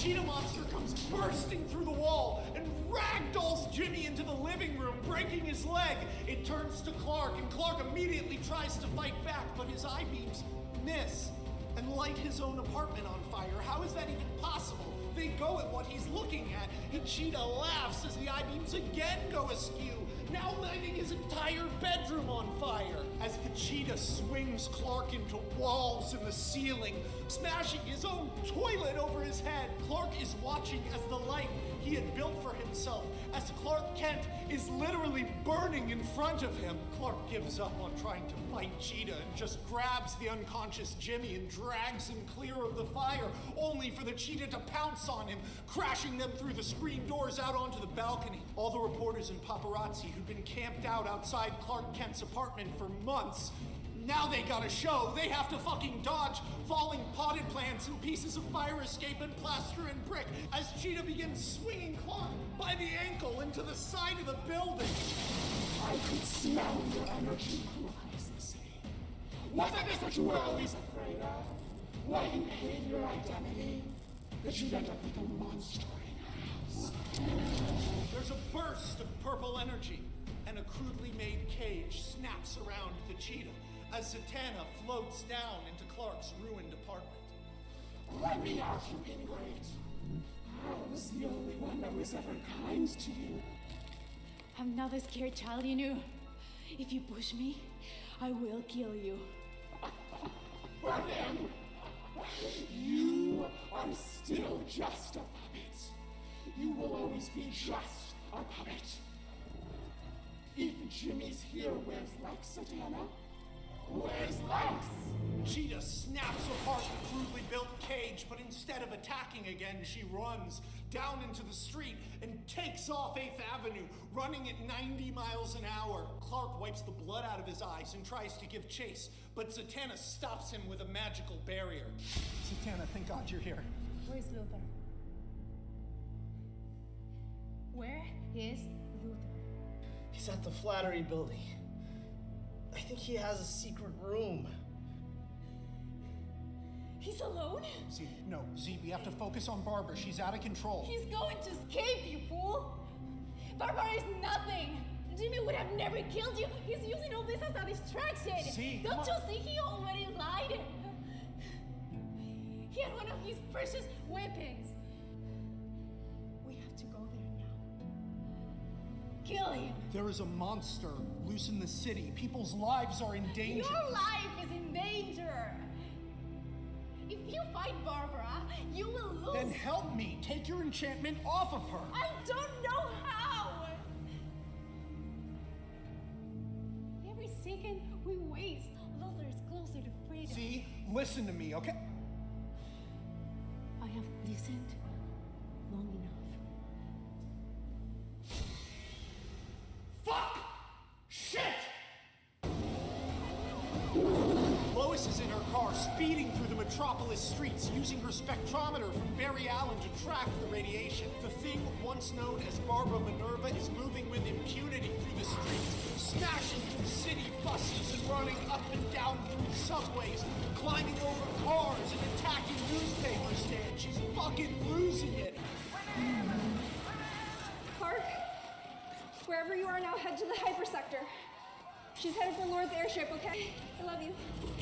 The hypersector is a part of Metropolis that used to be the finance district. In the 1980s, there was this big influx of money from City Hall to try to turn it into a tourist destination. They put screens and neon all over everything in order to build Metropolis, the city of tomorrow. Most of it's falling apart now, and a lot of it's pretty tacky, but it's still the only place in the city where you can dock an airship. Lois doesn't have time to think. This is her only shot. She fucking hits the Cheetah with her car. It does nothing. You should stay to retire. God, I can't believe Clark slept with you. Lois panics and drives into a parking structure, and the Cheetah chases right after her, ripping off her back bumper. She swerves and ends up in one of those ramps, going up and up and up like a corkscrew to the top of the parking structure. But she can't get away from Cheetah. Cheetah shoves her claws in through the back windshield, slams through the back seat, and lifts the car above her head before hurling it into the air. For what seems like an eternity, Lois Lane clutches her steering wheel, upside down, watching coins and water bottles fall past her and hit the ceiling as the car twists and turns, rolling over and over in the air. She can see Maxwell Lord Zeppelin getting closer and closer and closer. Lois braces for impact, and then a flash of red and blue. Ba-ba-da-ba! It's your boy, Clark Kent, Superman, whatever. Stroom catches the car in midair. Lois, you're not supposed to drive up here. Barbara The cheetah sees the catch from where she's standing on the top of the parking structure. She's like, fuck that. Goes back, takes a running, bounding leap, and jumps onto Lois's car while Clark is still holding it, clawing his face and forcing him to drop it. It goes into free fall. He catches it. Cheetah swings at it. He drops it. It goes into free fall. Lois is not enjoying this. Clark manages to lift the roof of the car off, turning it into a convertible, and then put the car down on the side of a building, but Cheetah catches onto it, trying to climb over him in midair, grabs the car, dragging it to the edge. Lois's car is now like a teeter-totter on the edge of the skyscraper with no ceiling. Real Looney Tunes shit. And the cheetah grabs Clark's cape and drags him away. Every punch he throws misses by a mile, and so the cheetah is able to maul him Revenant style, knocking him around into the buildings, crawling all over him while he's flying, even though she's 3 times his size, until Clark, flying out of control with blood in his eyes, goes crashing into the neon signs, showering sparks and debris and glass in all directions. The damage of 2 superhumans falling through their infrastructure causes all of the neon walls on all of the buildings to start malfunctioning. As Clark attempts to fight off the monstrous cheetah, they collide with a massive billboard. It's Barbara, age 20. It's from back when she used to model. They did a huge portrait of her in the hypersector. She's transfixed by it, looking up at it as it flickers and sparks. Clark, trying to get his bearings, sees the image of the young woman he met on that boat. The young woman who knew so much about the world. And then the cheetah turns on him again, lit by flickering neon and firelight. Barbara, please, just stop! Your face! Everyone is a fucking pig except for me. I'm the only one with the courage to go for the things they authentically want. You pretend to care about me, but you're no different than anyone else. You walked away from me on that boat. I left you? I had to go home. You could have gone anywhere, and you chose to stay on the boat. You married Lex Luthor! And now I know you knew he killed the Amazons, and you tricked Zatanna into charming you? It was a gift. I deserve to be invincible. I am not worthless. I will not be made small. You're just another murderer. The world hates ambition. It hates unique and creative people and tries to crush them. I will not be crushed by you, Clark. I will not be made small. Barbara, you're having a conversation with yourself. Don't you fucking condescend to me!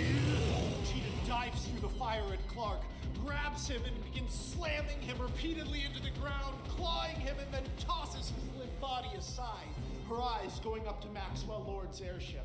High above her on the ledge of a building, Lois's car finally loses its balance. And again, Lois is falling down, down, down through the air, and Cheetah watches her, enjoying every second of it. Down, down, down, Clark laying near unconscious on the ground, and then something passes Cheetah. Diana, the Wonder Woman, is running up the side of the building. She jumps up, draws her sword, cuts Lois's car in half, pulls Lois out of it, drops 70 feet, lands on her feet. Half the car here, half the car there. She puts Lois down and goes, "Run."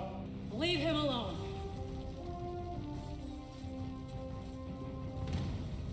Fucking primitive.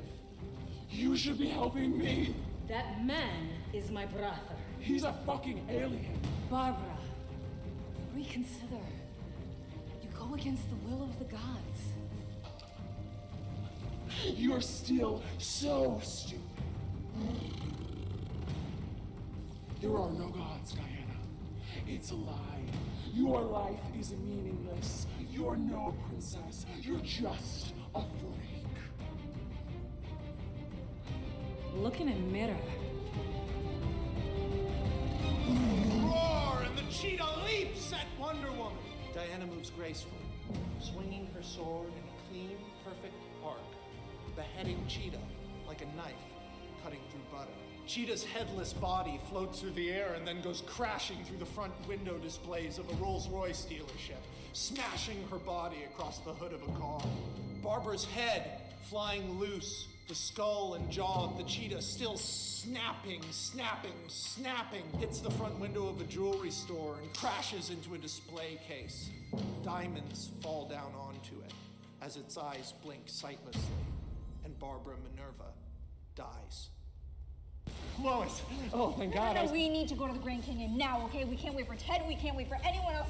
Oh my gosh, if Langstrom hears that all this happened, he might disappear again. We need to get him. What this about time. Z? What about Jimmy? What about all this? No. Langstrom is at the heart of this, okay? We need to get him, otherwise he might do this again or worse.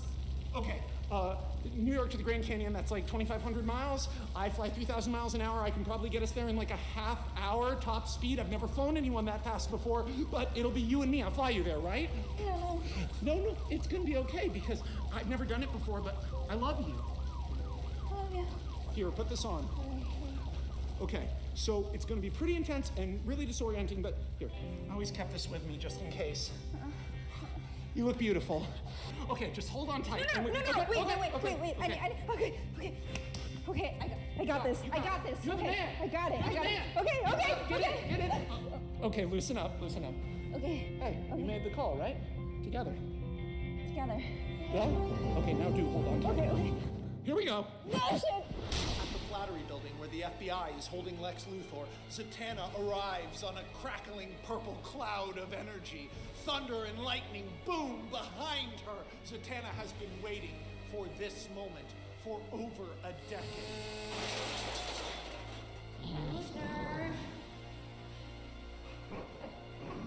I am back!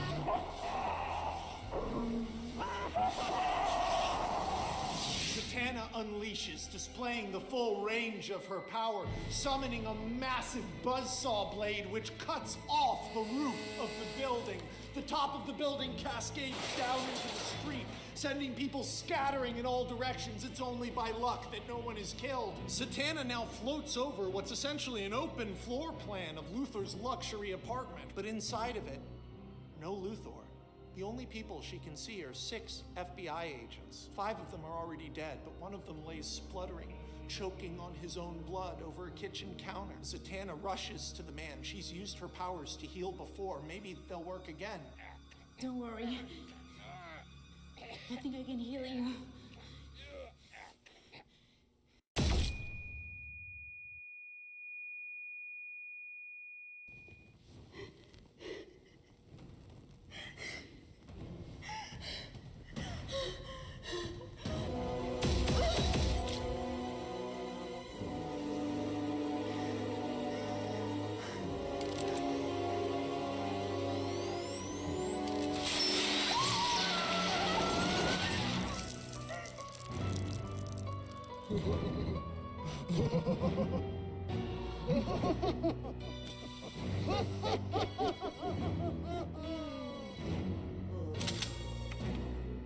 Hello, Zatanna.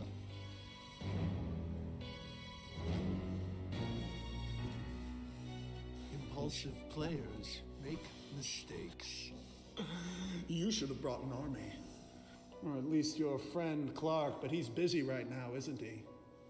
For all those years, I begged you to put a spell of protection on me, but for Barbara, as though I would hurt her. I loved Barbara. How can someone so powerful be so totally naive? Your legacy is already ending. But mine is just beginning. I will kill you.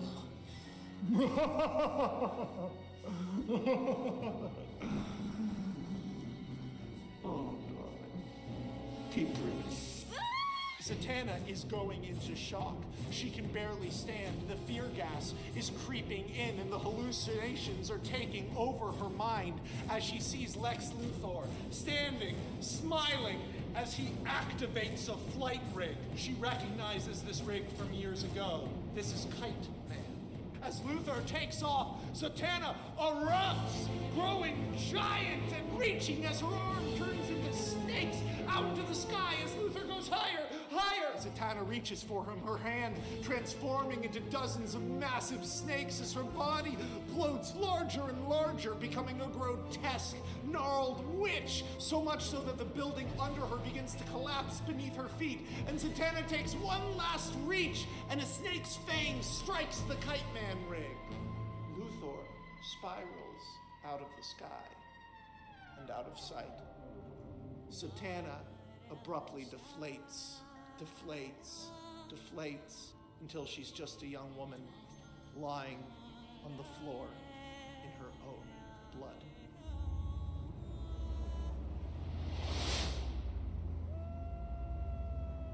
A coyote howls in the pale Arizona moonlight as Clark floats down, holding Lois. The source of the radiation is just ahead, an old university observatory long abandoned. They're both confused. This isn't a lab. It isn't a fortress. Why would Langstrom be here? Where are the monsters? Where's the madness? They just came from a rampage in Metropolis, and out here there's only the dusty blue moonlight and the distant sound of that coyote. Lois hears a TV is on upstairs, and they walk up to discover a room that's actually been made quite cozy. And on the floor are children's toys. The TV is playing news coverage of the chaos in Metropolis. Clark is briefly transfixed by the television, and then Lois notices something up above them. It swipes Lois aside and throws Clark into the wall, only for him easily to be able to knock it backwards. Get out of here! Leave us alone! You people have no idea what you're interfering with! We're going to. And you're gonna tell us. We figured out how to track you. We're the first people to find you, but we won't be the last. No! You shouldn't be here! Leave before something terrible happens. Bad move. Dr. Langstrom, my name is Clark. Maybe you've seen me on TV. I can fly faster than the speed of sound, shoot lasers out of my eyes, and rip a tank apart with my bare hands. I can see through you to decide what bones to break before I break them. There is a reason they call me Superman. Stop running. If you keep running, I'll have to catch you.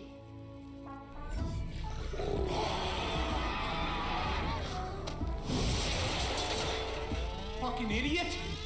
For a moment, Clark and the Man-Bat are framed against the night sky, and then the Man-Bat dives down onto a desert freeway, weaving between the 18-wheeler trucks as Superman flies behind it, crashing through the back of a Budweiser truck. Budweiser and Pepsi goes everywhere as they dive down off the freeway, across a desert, over a drop, and into a town in the middle of a music festival. Man-Bat comes crashing through the back of the stage while a marching band is playing. Clark is inches behind, out over the crowd. Man-Bat continues to string lights that goes out of control, smashes through a diner, hits a milkshake, Steven Spielberg shit, he's back out and flying, and Clark's after him. Clark follows effortlessly, turning his body like a ballerina. He's like a fucking fighter pilot. Man-Bat flies out again over the canyon and vanishes. Clark rises high into the air, scanning with his X-ray vision. There he is, he's in the caves. Clark flies down like a rocket, in through a cave entrance, weaving through the claustrophobic stalactites and stalagmites. The two of them explode out into the night sky, followed by a massive swarm of bats. Clark's getting closer and closer. The Man-Bat activates his jetpack, but it's not enough. Clark's faster. He reaches and reaches as they approach cloud level. Reaches and reaches and... As his fingers begin to close around Kirk Langstrom's ankle, Clark sees something in the sky. He feels like he's looking through a window into his own past. What he's seeing can't be right, because Clark is seeing himself. A little boy is floating in the sky 20 yards away from them. But as Clark looks at him, he sees it isn't his face. It's a different boy. A different boy who can fly? Hundreds of different emotions rush into Clark at once, and the boy opens his mouth to speak.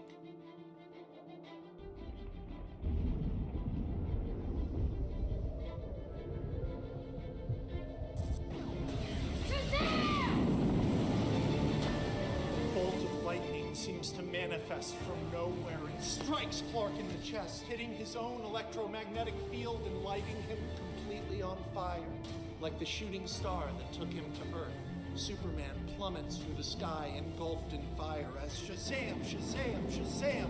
More bolts of lightning hit him from every direction. Clark's nerves feel like they're burning, and he goes smashing into the desert.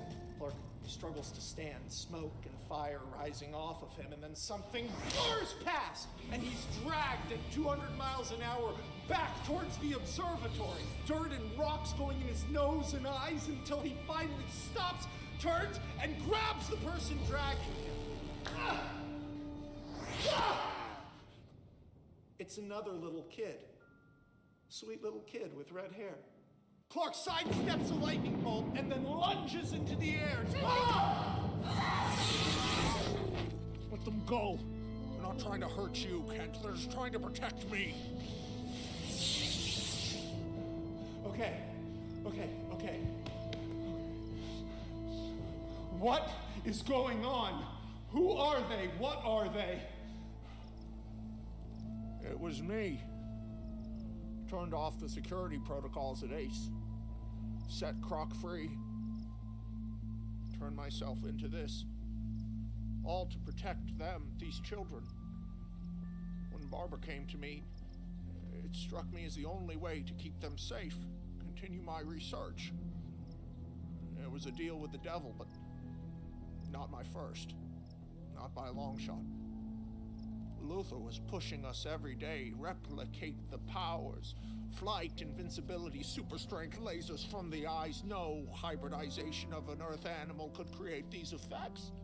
That's when it hit me. Photosynthesis. You're not a hybrid of anything on Earth at all, are you? It's human DNA mixed with something else. Something from up there. Something more like a plant. I brought in Pamela Isley, an expert in botany, and we finally really started to make real progress, but the fetuses kept lighting on fire, exploding in the petri dish until one day it was different. We only ever managed to make 2. Oh my God. Clark. These children are synthetic Kryptonians, forgeries of the masterpiece that is your DNA. I just wanted to continue my research, help people. I never meant to create gods. I never meant to become a monster. And I certainly didn't intend to create soldiers for Lex fucking Luthor! I had to run. It was the only way to protect them. Who was I supposed to trust? You? A man hiding behind a fake name in a circus costume? In the hands of any government on Earth, these children would be weapons.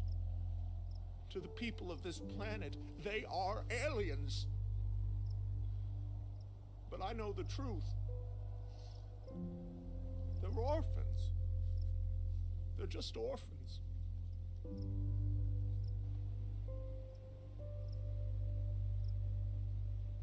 Dr. Langstrom, none of us are orphans. In a dingy coastal cave system north of Gotham City, Luthor's big plan to escape hasn't worked out exactly as he planned it. But now that's about to change. He's made contact with someone who can help. A fucking limousine pulls up to the mouth of the cave, and Lex Luthor walks right in, closing the door behind him. As he sits on the leather seats in the air conditioner, he pours himself a glass of whiskey from the wet bar at Gotham in the distance, still in ruins from the earthquake. It was the perfect place to hide. There's still no infrastructure. And now, everything's coming up Lex. Lex has brought up a private driveway and gets out in front of a house so big you'd think it was a hotel. He's brought to luxury quarters where he takes a shower, shaves, takes a sauna. Lex feels fantastic. He's led through the halls to an office. Something seems to be wrong. A few of the guards seem in a rush in the other direction, but when he reaches Lord's office, everything seems fine. Lex, I'm so happy you're here. We've got a lot to talk about. On that we agree. I appreciate this, Max. I know it can't be easy to trust me. course. Can I get you a drink? Yes, green tea would be quite nice, actually. No problem. Ian! Ian! I'll handle this. Ian, what? No. Not you. Mr. Luther. Are you ready for the end of the world?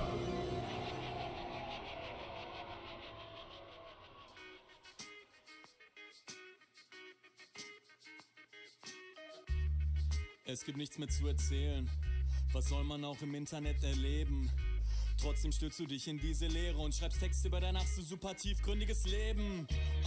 Ich häng den ganzen Tag im Internet und hab 3 Haare auf der Brust. Bin ich ein Grizzly jetzt? Nein, ich trink auch selbst das Ramazzotti. Bin ich schlecht gelaunte Reinkarnation von diesem Charles Bukowski. Gestatten Emke der Name, ich weiß, ihr kennt mich schon. Ich bin so wie Scatman John, nur mit Tourette-Syndrom. Denn manchmal höre ich sogar Metal, wenn ich Bock drauf hab. Doch macht das letzte Album von Prinz Pian und ich kotz im Strahl. Es ist Deutschrap, Lex Luthor. Tritt die Träume deiner Heldenplatte im Tag super. Bis man sie weinen hören kann, von ihr bis Vancouver. Und sie heute nicht mehr von Bedeutung sind wie Grand Puba. Ich steck eure Städte jetzt in Brand. Ihr könnt machen, was ihr wollt, ich hab die Fäden in der Hand. Ich hab weder Ehre noch Verstand. Ich bin Lex Luthor und mit meinem Leben geht's bergab. Ich steck eure Städte jetzt in Brand. Ihr könnt machen, was ihr wollt, ich hab die Fäden in der Hand. Ich hab weder Ehre noch Verstand. Ich bin Lex Luthor und mit meinem Leben geht's bergab. Ich hab weder Ehre noch Verstand. Ich bin Lex Luthor und mit meinem Leben geht's bergab.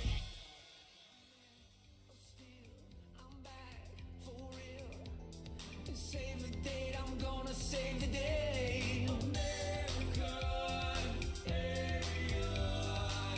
now all I want is all that you want from me. Now that I'm back on the top, now that I'm back on top, I'm number one. Now that I'm back on the top, now that I'm back on top.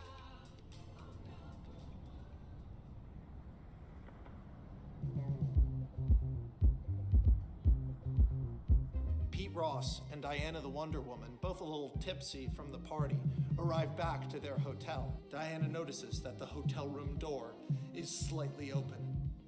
She steps towards it as Pete backs up.